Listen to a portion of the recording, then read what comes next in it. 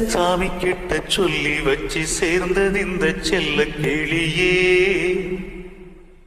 இந்த பூமி உள்ள காலம் மட்டும் வாழும் இந்த அன்பு கதையே. சாமி கிட்ட சொல்லி வச்சு சேர்ந்தது இந்த செல்ல கிளியே. இந்த பூமி உள்ள காலம் மட்டும் வாழும் இந்த அன்பு கதையே. சாமி கிட்ட சொல்லி வச்சு சேர்ந்தது இந்த செல்ல கிளியே. இந்த பூமி உள்ள காலம் மட்டும் வாழும் இந்த அன்பு கதையே.